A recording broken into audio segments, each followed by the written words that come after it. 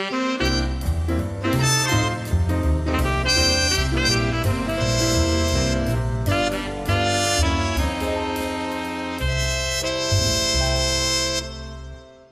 know, I was looking forward to this interview all week since we had talked last week, because I was like going, like I said, I wish I would have just had it recording last week too.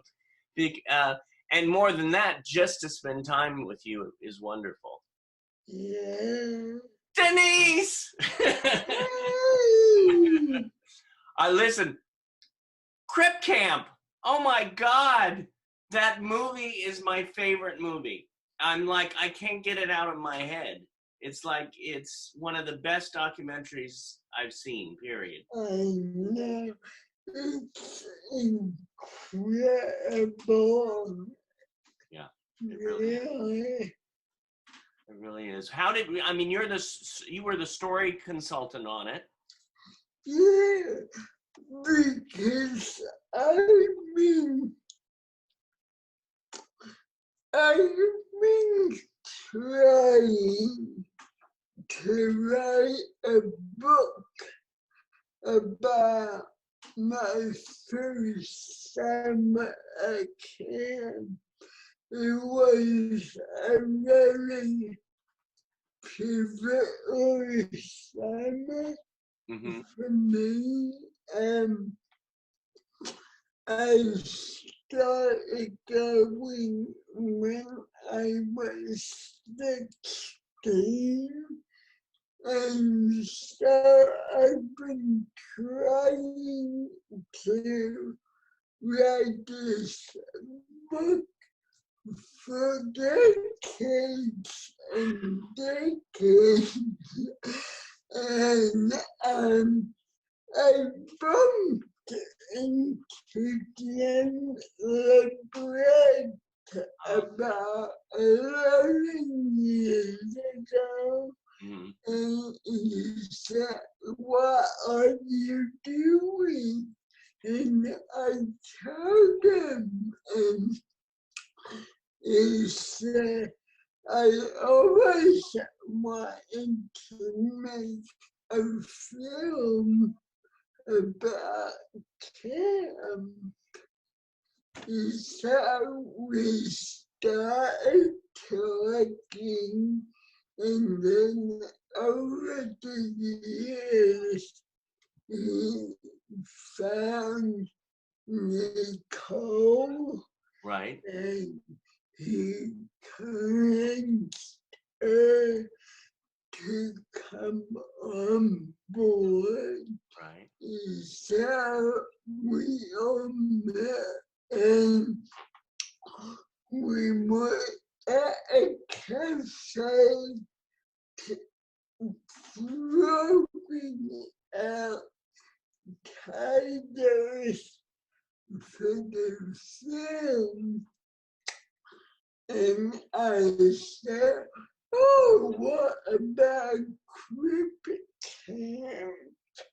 Now, how did that name come about? Just like that? Yes, I threw it out, and they really grabbed it up, and I said, "Well, maybe it's not politically correct." And they said, no, we like it. So very cool. It's amazing. You know what I loved about that story too? It's like you've been wanting to write this for decades, yeah. and at the same time, there's Jim been thinking about it in his head about how powerful that camp was. Yeah. So, and it seems like it happened, and I mentioned to Jim last week when I talked to him, how it was the perfect time for this. It seemed like it to me. Yeah, it was. Oh, and I was telling him too that, you know, I've been working on a documentary for years now, and I'm sort of, you know, finally, you know, some of the time I just say I don't know what I'm doing, but I have to say when I saw this film, and some people, well, I don't want to, some people, what, instead of me saying that, what do you think of the word inspiration? No,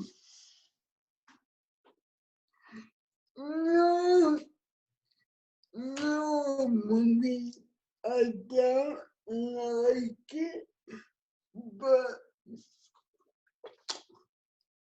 I realize that when people say that film, they get inspired. I mean, for many reasons. Yeah. And not because of, you know, it's about people overcoming their disability, because it's very clear in the film that we're not talking about overcoming a disability. We're talking about living our lives, and it gives people hope, you know, and I think that's very different than somebody saying to me, "Oh, you're so inspirational." Right. No, I definitely see the difference in something like that. And I have to say, the film inspired me to move forward with my film Yeah. and whatever I'm doing in my life, in the sense of creating something as My Next Breath, which is the film that we've been working on. Also, and I told Jim this, that the camp, I mean, that sucked me in because it reminded me of when I went to Camp Arazim, you know, and was there for 3 weeks. And I felt like I was part of the camp with all of you. Yeah. Yeah. What is your film about? My film, our film, is about a group of actors, a mix of actors. One happened to be 3 foot tall, one is blind, one happens to have cerebral palsy, one is deaf, one is me, and it's about their lives. It's about their stories that they tell in this acting class, and about their mothers, their brothers, their lovers. And one of the questions that was asked, which was the seed from my teacher, Corey Allen, was, what do you want the most at this moment in your life? So we asked that question, I guess it was 10, 11 years ago now. And so now we're going to come back and say, hey, did you get what you wanted?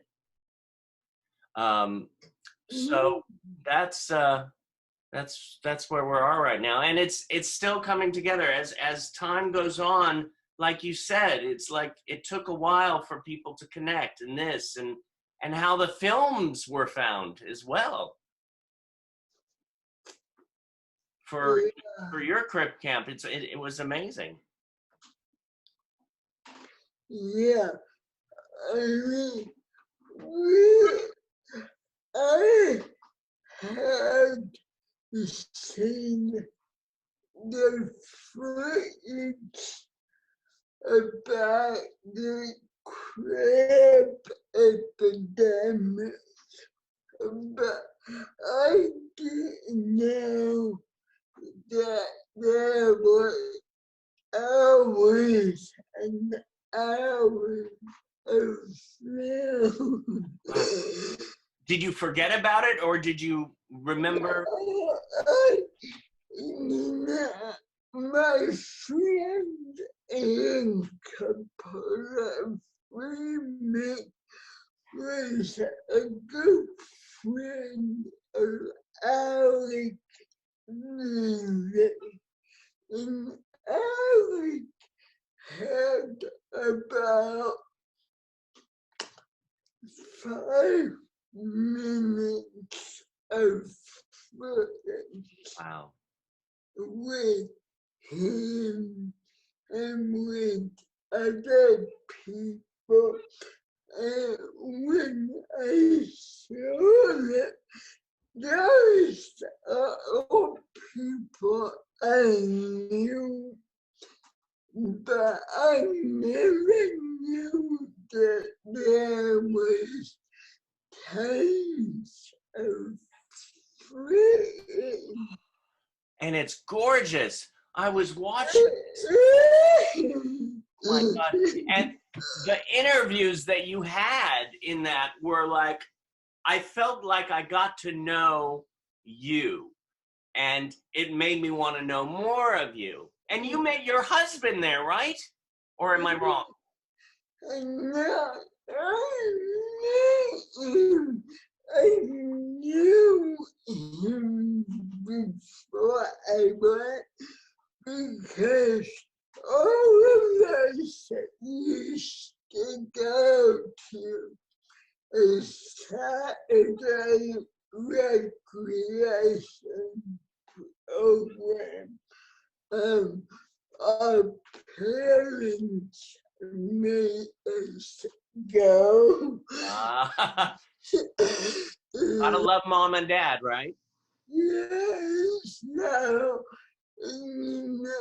everybody knew everybody else, and so we knew, and that I can.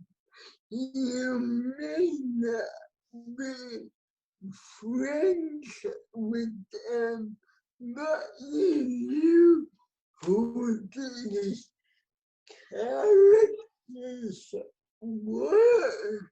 Right. Yeah, I knew Steve Hoffman, Steve and Neil were best friends. Oh. And they used to go into Manhattan by subway, and they would crawl up and down the stairs and get people passing by. He carried the wheelchairs up and down the stairs, and they were almost arrested a couple of times. Oh my gosh. Yeah. Gosh. Well, it's amazing how the story, shows you all young teenagers, and how then it goes to what you did so many years later and what you're still doing, which is so amazing. I have to get something that I have of yours, and I like it so much because I love the name, by the way.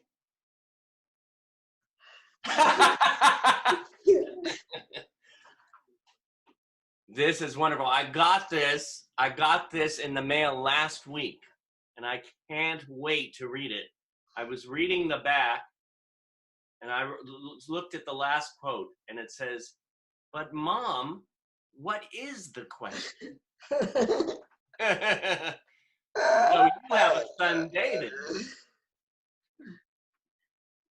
How about that? What about that book? Why was it important for you to write that book? Because every time I told a story about how they came into college, I would cry. I was, I would get hysterical at the end. I would, and That's a true mama. I would, and it was mainly only gonna be a story. Yeah. The first chapter of the book, and so I figure if I write that story, I don't have to cry anymore. Oh. I can tell people to read it. So, but then I showed it to a relative of mine who was a screenwriter in Hollywood. His name was Edwin Gordon, and he wrote the screenplay for The Chosen way back, and I sent it to him. Right. He had he shared it to a couple who were film producing, and they said, we want to make a movie out of it, but we need more of the story. So I just kept writing and writing, and I thought I am a book here. So that's how it became a book. It hasn't gotten to the screen yet. You know, every couple of years, Yeah. I have a producer call me up and say, I saw the book, I want to make a film. But they can never get any money for their film. That's amazing how people can do that. Yeah, and besides that, the people who've contacted me about making a film Yeah. never really got what the story was, because the reason that we got to adapt David was he was gonna be adopted anyway. And so the birth mother arranged an adoption through this agency, a private agency, and they got a couple, but then when David was born, they determined that he might be at risk for a disability, either the cerebral palsy or a developmental disability. And the couple who were gonna adopt him back out. Wow. And so he was born in St. Louis. And in St. Louis, Yeah. when a baby is born and put up for adoption, they go into a foster home until all the paperwork is finalized. So it can take a week or two or whatever. And so the foster home he was in, the foster mother became friends with, do you know Colleen Starclough? I'm not sure. No. Colleen and Max ran the independent learning center in St. Louis. And they adopted 2 kids at that time. Yeah. And the kids were in the same foster home that David went to. So the foster mom called up Colleen and said, we gotta find a home for this baby. Do you know anyone? And Colleen was a friend of Zimmerman.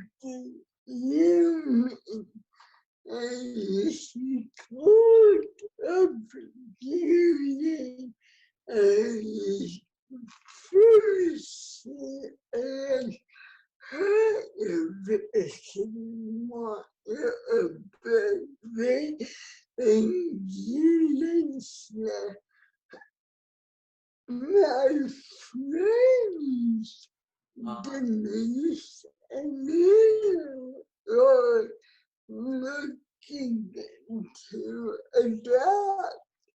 And she gave Colleen my phone number.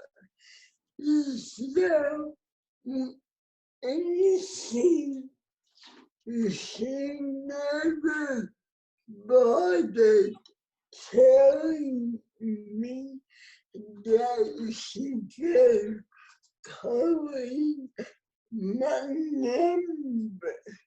So one day out of nowhere, Right. I get a call from the woman that I never met. Who said, "We have a baby. Many disability. Do you want it?" And at first I thought it was a crank call. I go, "Who's gonna give us a baby?" Yeah. And she tell me more about it. But what really sealed it for me is the baby was born on New Year's birthday.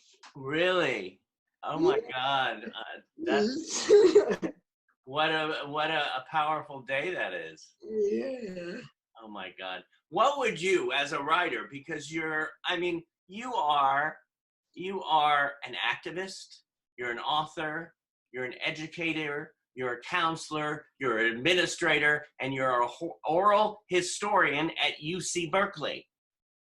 I mean those credits. So if I wish I could have just a part of that resume.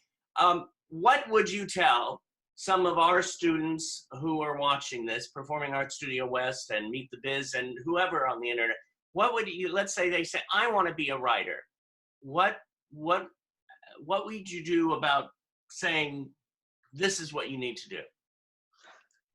First of all, you really got to learn your craft.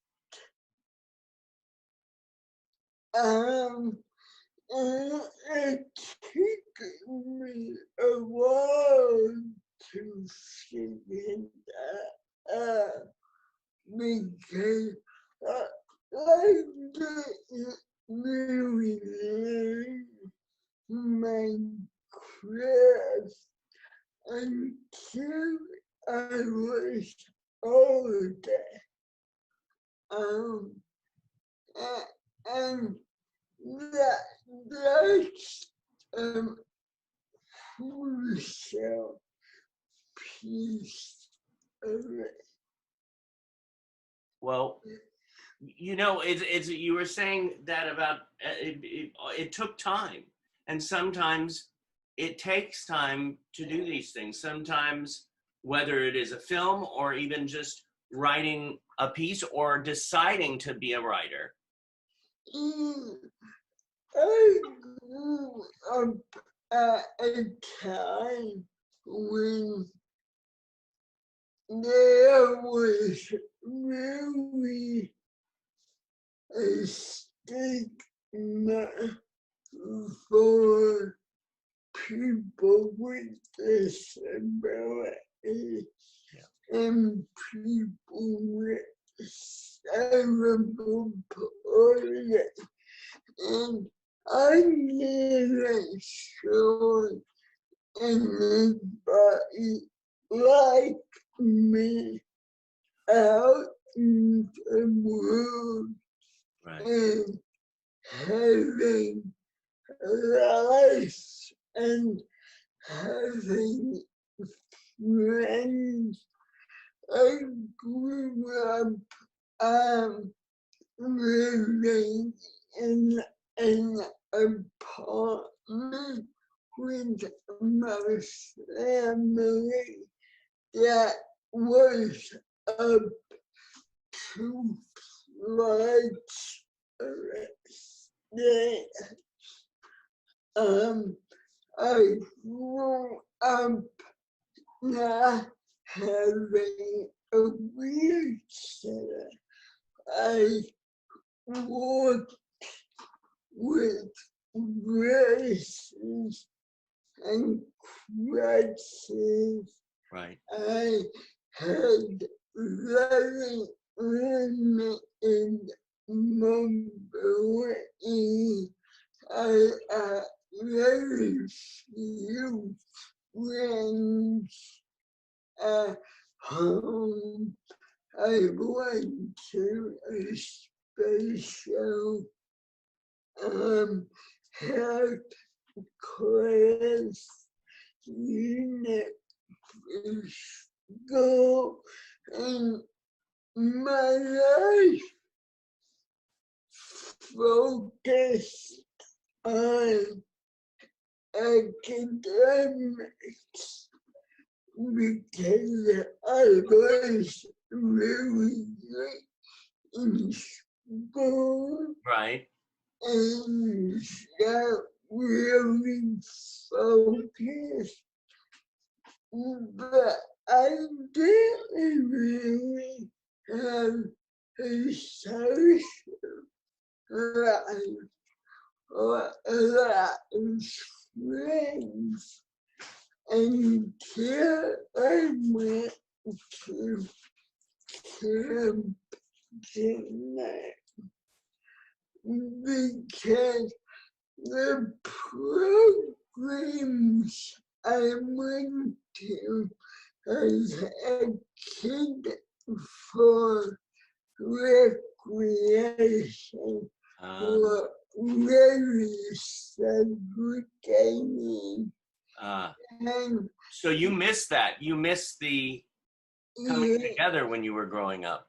And they brought into a stereotype of this hierarchy of disability that I talked about in the film, about if you appear to be less disabled, you were more acceptable. Really? And therefore you were able to fit into his society. But then I went to Camp Dinner, and the people who ran it were very aware of the social stigma what was going on, and they really made an effort to run the camp where everybody was valued and accepted. I just, I'm hearing this, that, being valued. I'm the kind of person, and I surround myself with people who, each person, each human being to me has such a value and such a uniqueness and has so much to offer to the world. So it baffles me. Have you seen the change? Have you seen a big change in society, or is it still a struggle? It's both. I think I've seen a change because I've been a part of insane. There is still a struggle, but now that we have the ADA and 504, and we see people like me on TV. We see them on the news. It's improved. Yeah, yeah. Well, you know what's interesting too, and I wrote this question down because I had a bar mitzvah. I have my little plaque on the wall there, which I'd show you, but I have my Zoom pants on now, and I don't want to show if you know what I mean. Maybe I'll. Yes. But here's the thing. Being Jewish or being a minority or being, why, I mean, being a professor like you are, I don't understand why people hate. I don't understand why people say, oh, the minorities, whether it's Black or gay or Jewish or, what is that about? And how do you think we can get to that next level of acceptance? I think it's about fear. I think people are afraid of what they don't know, about people who are different from them.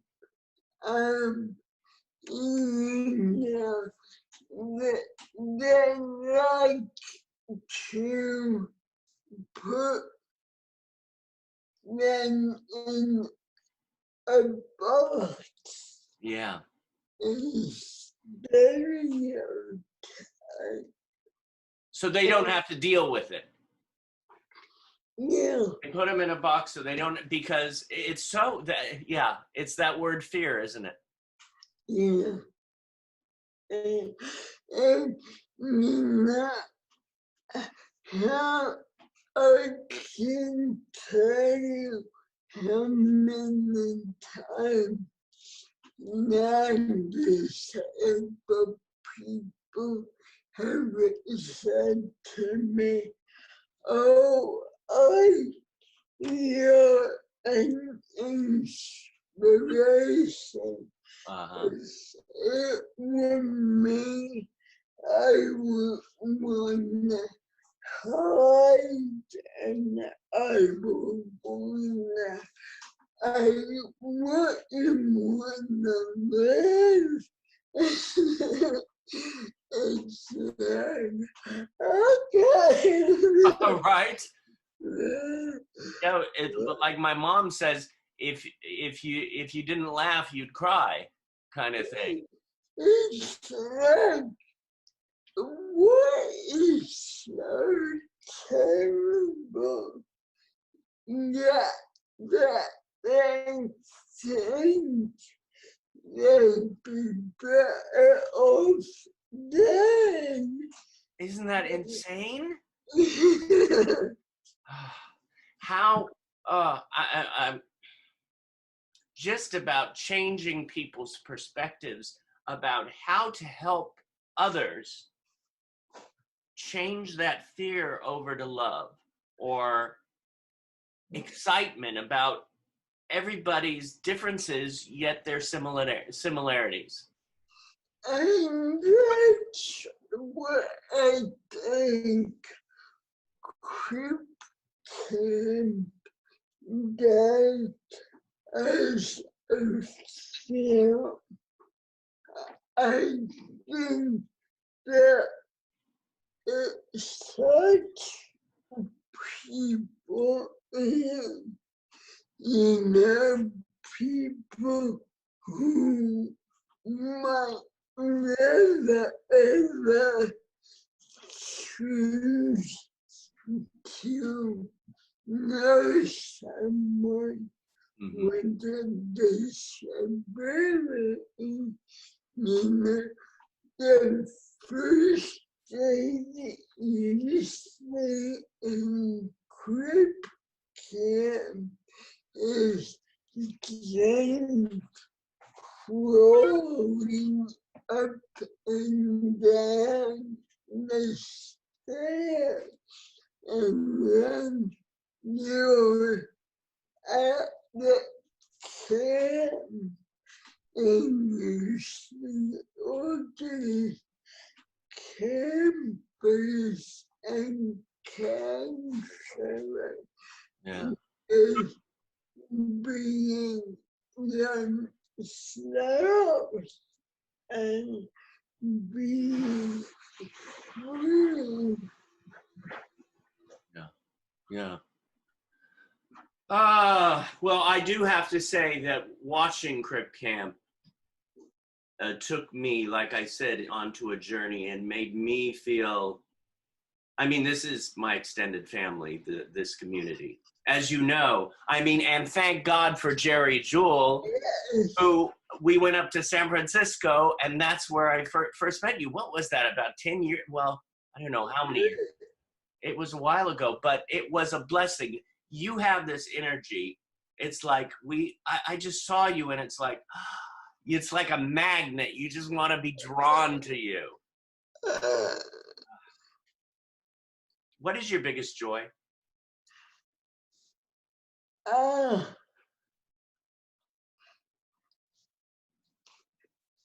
My family is my biggest joy. Having people I love in my life,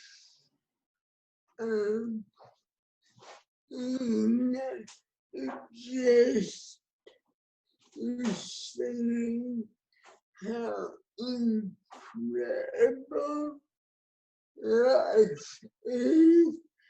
You never know where life will take you.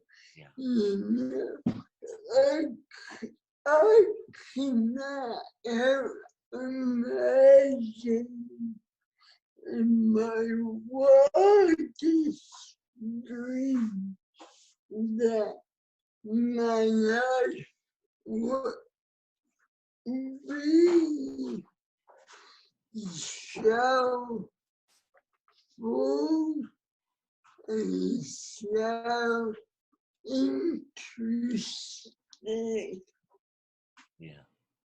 Yeah. Well, in regards to that too, I did talk to Jerry beforehand. She sends her love, and we both said we need to have a Zoom party. Yeah. You know, one Saturday or Sunday night, let's just connect on Zoom and just hang out with a glass of wine or vodka. I would love that. Me too. One last question.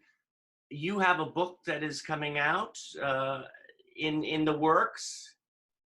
In the works, and it looks like it will be published.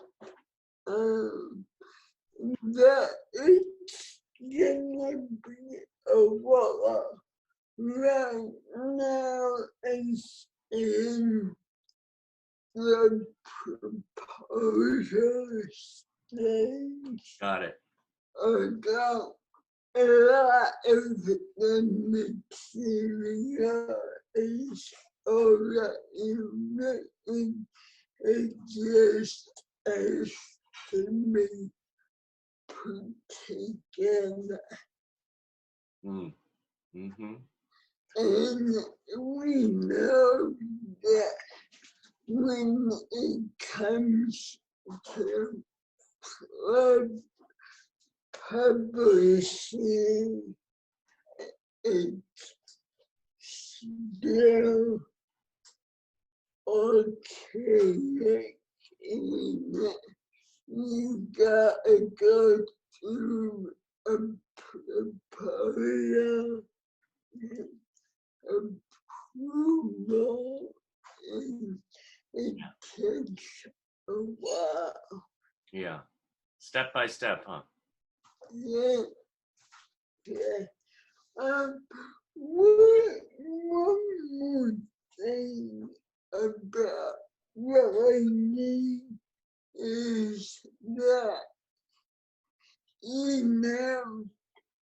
it's about knowing your craft, and it's also about knowing who you are.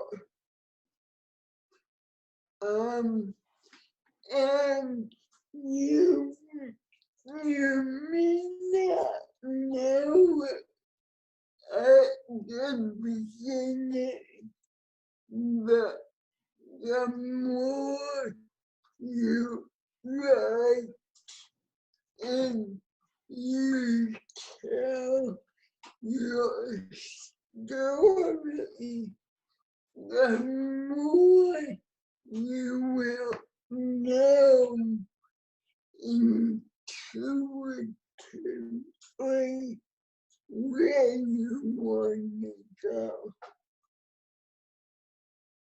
What, you want me to tell them what happened?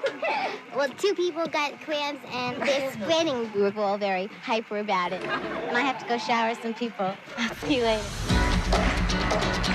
I wanted to be part of the world, but I didn't see anyone like me in it. I hear about a summer camp for the handicapped run by hippies. Somebody said you probably will smoke dope with the counselors, and I'm like, sign me up. Have to Camp Jeanette and find yourself. There I was in Woodstock. You wouldn't be picked to be on a team back home, but at Jeanette, you had to go up to bat. Even when we were that young, we helped empower each other. It was allowing us to recognize that the status quo is not what it needed to be. The world always wants us dead. We live with that reality. At the time, so many kids just like me were being sent to institutions. It was just a continual struggle. Most disabled people, like myself, are unable to use public transportation. We needed a civil rights law of our own. A rehabilitation program has been vetoed by the president because it was cost prohibitive. We decided we were going to have a demonstration. You get the call to action, to the barricades. A small army of the handicapped have occupied this building for the past 11 days. So many people from Camp Jeanette found their way into the building. The FBI cut off the phones. The deaf people went, we know what to do. That's how we communicated to the people outside the building. The Black Panther Party would bring a hot meal. We were like this. We are the strongest political force in this country. We will no longer allow the government to oppress disabled individuals. And I would appreciate it if you would stop shaking your head in agreement when I don't think you understand what we are talking about. What we saw at that camp was that our lives could be better. If you don't demand what you believe in for yourself, you're not going to get it. Would you like to see handicapped people depicted as people? Excuse me?